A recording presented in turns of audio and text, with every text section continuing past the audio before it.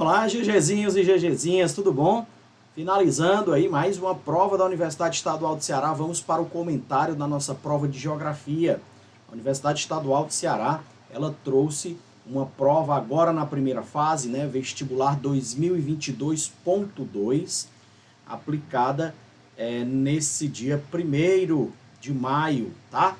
Essa prova do vestibular da Universidade Estadual, ela trouxe uma questão em que ela envolvia aqui o seguinte: nós temos aqui nessa questão de número 31, gabarito 1, onde ela traz o seguinte: os padrões atuais de produção e consumo de energia, excelente tema para a prova, energia, diante das crises que nós estamos passando, da questão desde a energia elétrica até as questões de petróleo, são baseadas nas fontes fósseis, o que gera emissões de poluentes locais, gases de efeito estufa e põe em risco o suprimento de longo prazo no planeta.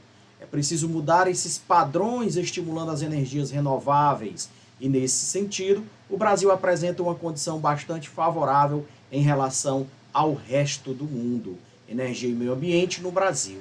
E aí diz, sobre as fontes de energia renováveis no Brasil, é correto afirmar que... Então, olha só, pessoal, fontes de energias renováveis, grande tema, excelente tema. Então, nós temos que pensar que as fontes de energia renovável, elas são uma grande alternativa, elas são uma grande estratégia para poder sair dessa dependência dos combustíveis fósseis, sair dessa forte dependência, no caso do Brasil especificamente, dessa relação com a energia elétrica. Então precisamos descentralizar o setor de energia e aí aumentar o potencial de energia solar, energia eólica, biomassa que é disponível no país e criar uma indústria voltada para um desenvolvimento sustentável, tranquilo? Então a opção correta dessa questão aqui, nós vamos ter como opção o item B, tá certo?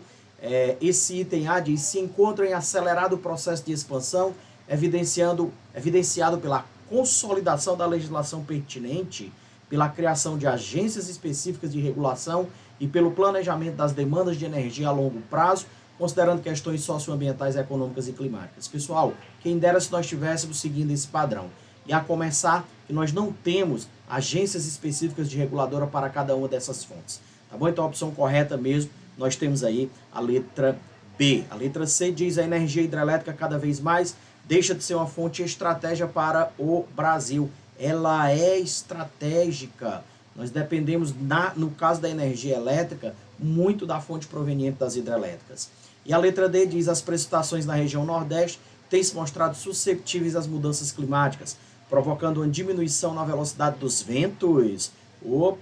Vento há em movimento, provocado pela diferença de pressão e temperatura. E aqui no Nordeste nós temos muito, né? Então vamos aí para a nossa questão de número 32.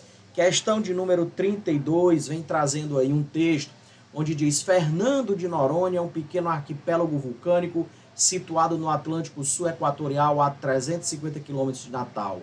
É constituído de rochas do alto de um monte vulcânico que faz parte da cadeia homônima desenvolvida numa zona de fraturas oceânicas orientadas a leste-oeste. Fernando de Noronha é um arquipélago em que se expõem rochas vulcânicas de idade miocênica e pliocênica. Constitui-se de um substrato de rochas piroclásticas penetradas por grande variedade de magmáticas alcalinas que, após prolongado hiato, foram recobertas por derrames de rochas ultrabásicas, nefelínicas e seus piroclastos. Pessoal, aqui você vem aqui no comandozinho e diz: as rochas ígneas são formadas a partir de matéria mineral fundida em profundidade. Quando atingem a superfície, em alguns casos, podem formar estruturas como o arquipélago de Fernando de Noronha. Considerando as características dessas rochas, assinale a afirmação verdadeira. Só para esclarecer aqui alguns detalhes, quando nós falamos miocênica e pliocênica, pessoal, nós estamos falando aqui do Cenozoico, tá?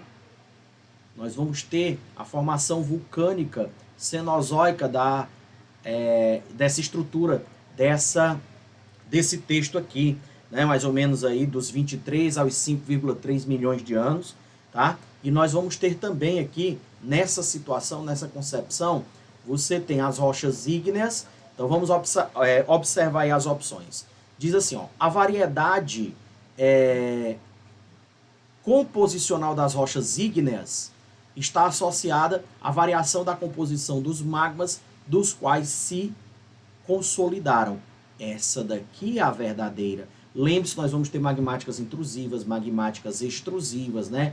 Intrusivas ou plutônicas ou abissais, extrusivas ou vulcânicas ou efusivas. Então são magmáticas ou ígneas. A letra B diz, rochas ígneas podem ser constituídas por um único mineral, formando quartzitos e xistos, por exemplo. Pessoal, você vai lembrar que o quartzito ela é uma rocha que vai sofrer um metamorfismo muito grande. Então ela é uma rocha metamórfica, elevada pressão e elevada temperatura é que vai fazer, por exemplo, o arenito se transformar num quartzito. E o xisto é um nome bem genérico, utilizado para vários tipos de rochas metamórficas. Então, o item C diz diagênese, é o nome que se dá ao processo de formação de rochas ígneas, formadas por dissolução e cimentação de seus minerais. Pessoal, diagênese é alteração física ou química de uma estrutura sedimentar em outra estrutura sedimentar, por exemplo, tá bom? Então você tem a dissolução, por exemplo, nas áreas de relevo de calcário.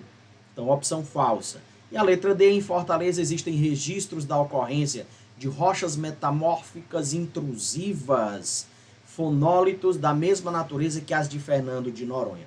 Então, nós temos a estrutura de Fortaleza com alguns derrames vulcânicos em algumas áreas da própria região metropolitana. Nós temos estruturas sedimentares, tá? Mas de idades diferentes dessa de constituição da área de Fernando de Noronha. Tranquilo? Então vamos para mais uma questão. Dessa nós temos a questão de número 32. Nessa questão de número 32 nós temos o seguinte. A bacia amazônica recebe uma contribuição diferente de cada um dos afluentes que a compõem, como uma consequência da extensão desses rios e das redes de drenagem de cada afluente. Majoritariamente, a bacia compreende uma topografia relativamente plana, com fracos declives. Uma outra característica topográfica desta bacia está relacionada com... Então nós queremos aqui uma outra característica topográfica da bacia amazônica, né? Nessa situação você diz, as nascentes formadoras do rio Madeira, localizadas em áreas com terrenos acidentados nos Andes bolivianos. Nós estamos falando da bacia amazônica. Então, quando nós falamos da bacia amazônica, nós vamos estar falando do rio principal, dos seus afluentes e dos seus subafluentes, tá certo? Então, se nós estamos falando da bacia, nós vamos ter que levar em consideração. Se falasse só do rio Amazonas, muita gente hoje me perguntou, professor, mas o rio Amazonas, ele é formado da junção dos rios Negro e Solimões. Perfeito, o rio Amazonas, tá? Inclusive, levando em consideração aí essa questão da bacia amazônica, o rio Amazonas recebe esse nome nessa confluência, mas vai receber outras denominações aí, como, por exemplo, Ucaiali ou Ucaiaci, tá? Vilcanota, Maranhão, até chegar no Brasil, Rio Negro, Solimões, aí você tem o rio Amazonas. Nós estamos falando da bacia Amazonas. E a do rio Madeira, um dos grandes rios que compõem essa bacia, vai levar em consideração essa opção da letra A, tá certo? A letra B diz a declividade plana e suave do rio Solimões desde as suas nascentes na Cordilheira dos Andes até sua foz. Professor, se nasce lá na Cordilheira dos Andes, como é que vai ter essa estrutura de declividade plana todo o percurso? Perfeito, essa é a análise que vai levar esse item a ficar falso. O item C diz a topografia escalonada em bastantes basálticos, rocha basáltica, rocha magmática extrusiva, por onde fluem os rios típicos de planalto dessa região. Não, essa região não tem essa característica, tá? A letra D diz a formação de pequenas redes de drenagem semelhante à existência da bacia do Paraguai, com descarga direta do Atlântico. Nós temos uma grande rede, tá, pessoal? Então não vai se configurar como essa pequena rede, ok? Questão de número 34. Questão de número 34 diz a estrutura vertical de uma floresta que depende da composição das espécies, das associações ecológicas e da idade da vegetação, determina o seu microclima. O tamanho das árvores, obviamente, é importante. Em florestas temperadas, os tamanhos podem ser bastante semelhantes, ao passo que em florestas tropicais pode haver grande variedade local. A relação entre o clima e a vegetação ocorre de forma dinâmica e interdependente, além de ser absolutamente vital para a manutenção da biosfera.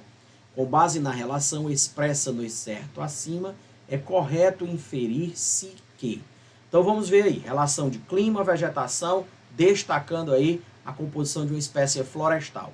Então, nós temos a letra A, diz: as estruturas verticais homogêneas nas florestas tropicais e nas florestas temperadas, florestas tropicais homogêneas, opa, professor, já vou encontrar como falsa, né? Não tenho nem dúvida. O item B, dadas as suas características de distribuição espacial e densidade, as grandes florestas tropicais equatoriais exercem influência pouco significativa nos mecanismos climáticos regionais. Falso. Olha o caso da massa equatorial continental, olha o caso dos rios voadores com a floresta amazônica, tá bom? Então, o item falso. O item C diz: a influência climática de uma floresta pode ser explicada por sua geometria, distribuição espacial e características morfológicas tais como porte, cobertura, estratificação e idade. Então, a opção correta, letra C. Vamos ver o item D, que diz: algumas florestas da Europa são bastante estratificadas, com densos subbosques, enquanto as florestas tropicais têm uma pequena variedade de espécies. Olha aqui, ó, matando a questão. Então vai ficar de fato opção correta aí, o item C de coração, tá bom? Vamos para mais uma questão, dessa vez a questão de número 35, tá? Aqui na questão de número 35, você vai observar o seguinte. Ela diz, olha, atente para o seguinte enunciado. Trata-se de uma corrente importante da geopolítica ou geoestratégia, que se identifica com a razão de Estado, a razão de existir o Estado, pois vê o Estado Nacional principalmente como protagonista no cenário mundial e sua atuação nem sempre tem por base ideias democráticas, tais como preservação da democracia, defesa dos direitos humanos, igualitarismo, pacifismo, cooperação dentre os povos, dentre outros, privilegiando os interesses das potências globais. Legal, hein? Esse texto, olha bem que ele fala aí, ó, a razão do Estado, ele vê o Estado Nacional como um protagonista no cenário mundial e sua atuação nem sempre tem por base ideais democráticos. Quais são os ideais democráticos? Preservação da democracia, defesa de direitos humanos e etc. Igualitarismo, pacifismo, como ele coloca. Então, o enunciado acima descreve a corrente da geopolítica denominada. Pessoal, geopolítica, essa parte, ela é muito boa para a universidade estadual. Você vai lembrar que o Estado, para Frederick Hatzel, ele estava associado à ideia do espaço vital, o território, né? O Estado, ele estava ligado a isso. Então, você vai buscar essas concepções da ciência geográfica, uma questão bem considerada aí de nível difícil, pela abordagem do que se trata essa corrente da geopolítica. Então, nós vamos ter aqui o realismo político, tá? Esse realismo político, ela é uma abordagem teórica mais tradicional, tá certo? Dessa questão da ciência política. Então, você vai encontrar dentro dessa concepção que as relações internacionais, elas vão possuir conceitos de poder, tá? Que aí vai estar baseada na questão de território, né? E além da questão com relação ao poder, quando ele fala aí dessa corrente sendo a concepção, nós vamos ter que a ideia de conflito também é levada em conta dentro desse realismo político, né? Então você vai ter, ó, poder e conflito, tá certo? E isso aqui vai tratar, né, o fato de identificar a natureza humana como algo que já é próprio de maneira predatória, tá certo? Então, o realismo político, ele trata dentro dessa concepção o desejo de poder, o desejo de provocar segurança dos organismos, e essa questão, ela vai muito para uma vertente belicista, por isso que o texto deixa, nem sempre, né, ele trata assim, nem sempre com base de ideais democráticas, tá? Marxismo estruturalista não é uma vertente do neomarxismo, vem lá dos anos 60, tá certo? E o iluminismo, vocês conhecem muito bem, né? Principalmente pela história, um movimento europeu, lá pelo século XVII, século XVIII, né? Que vai trazer as mudanças políticas, econômicas e sociais da sua época, tá certo? Então, a opção correta dessa questão aí de número 35, nós vamos ter a letra B. Questão de número 36. Considerando a atual invasão da Ucrânia pelas forças militares da Rússia e a guerra resultante, assinale a opção que apresenta os conceitos geográficos essenciais para a compreensão do conflito. Olha aí, ó, os conceitos geográficos essenciais. Poder, meu amigo, terra, território, territorialização do espaço, levando em conta os fatores geográficos que explicam o motivo pelo qual a Ucrânia é importante para a Rússia. Escutamos falar muito sobre isso nos últimos dias, comentamos com vocês em sala de aula, tá? A notícia dizendo a nova União Republicana Socialista Soviética. E isso, pessoal, tem uma conotação fortíssima de poder, a ideia da expansão da fronteira, a expansão territorial da OTAN, logo após a queda da União Soviética, 1991, e a necessidade de estruturar-se, no caso da Rússia, para poder não deixar que esse poder da OTAN, ele também tivesse a sua expansão. Do outro lado, a OTAN e os países europeus falam da Rússia passando por esse processo de invasão, passando por esse processo de domínio territorial. Então você tem aí, ó, falou na geografia, naquelas concepções, você tem território, poder, fronteiras e expansão territorial. Opção correta, a letra C, tá certo? Para quem é meu aluno aí, a gente fala muito disso, nos materiais de geografia vem muito nas primeiras aulas, tá bom? E aí, nós vamos aqui para a questão de número 37, aqui na questão de número 37, nós vamos ter o seguinte, tá? Questão de número 37 traz: tendo em vista a perspectiva de um mundo que se tornou cada vez mais multicultural, olha aqui, ó, já deixando dicas, globalizado, conhecido e intercambiado, atente para o seguinte excerto. Catar diz que vai acolher gays na Copa, mas proíbe beijos. O comitê organizador da Copa do Mundo de 2022, no Catar, garantiu que o país vai acolher o público LGBTQIA+, mas alertou que demonstrações públicas de carinho devem ser evitadas, pois a homossexualidade no país pode ser punida com até 3 anos de detenção. Terra, 1º de dezembro de 2021. Considerando o excerto acima, a partir do ponto de vista cultural e geográfico, das razões dessas recomendações por parte do comitê organizador da Copa do Mundo do Catar, é correto dizer que... Bom, essa questão ela vai trazer, pessoal, ele deixa bem claro, ó, multiculturalismo, globalização.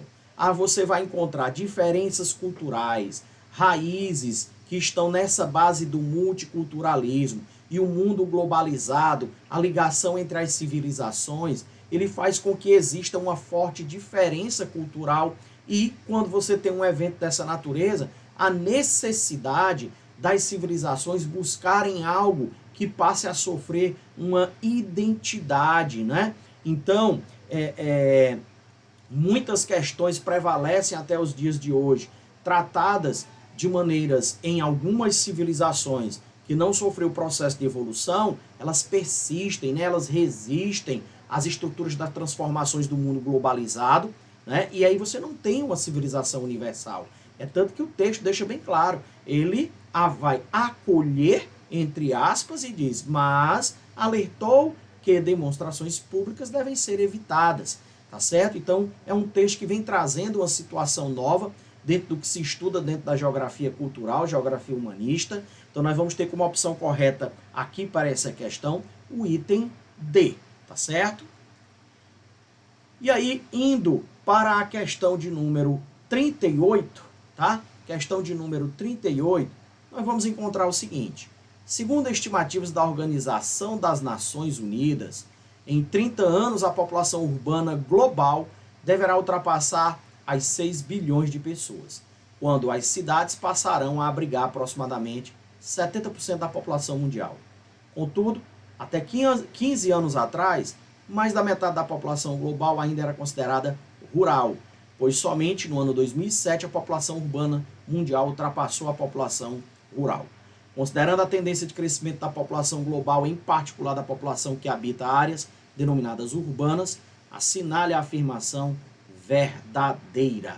Pessoal, questãozinha 38, letra A diz: os critérios adotados pela ONU, que consideram urbana mais da metade da população mundial, são empiricamente limitados, pois generalizam critérios demográficos e tipologias de assentamentos humanos para os países, a fim de chegar até a estimativa. Isso é muito questionável, tá, pessoal? Por exemplo, existem dados que vão levar em consideração apenas se mais de 50% da população habita as cidades.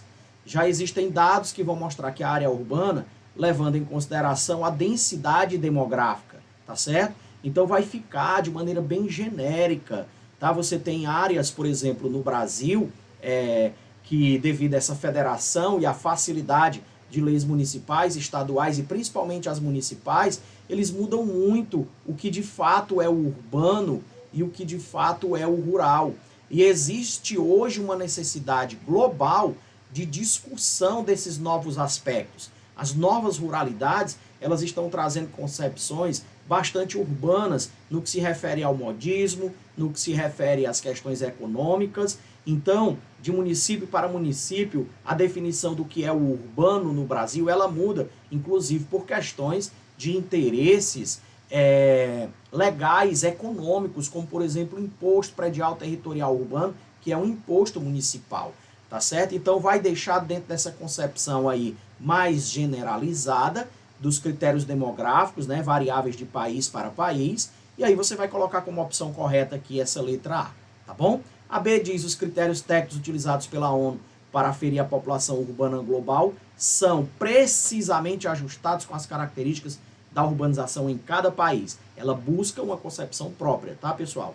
A letra C diz: as estimativas globais possibilitam assegurar rigorosamente que se adentrou a era urbana da sociedade, haja vista as grandes metrópoles concentrarem a maior parte da população de seus respectivos países e as cidades médias e pequenas tendencialmente perderam população. Opa, tá? Você pode verificar no próprio Brasil, as médias cidades foram as que mais cresceram.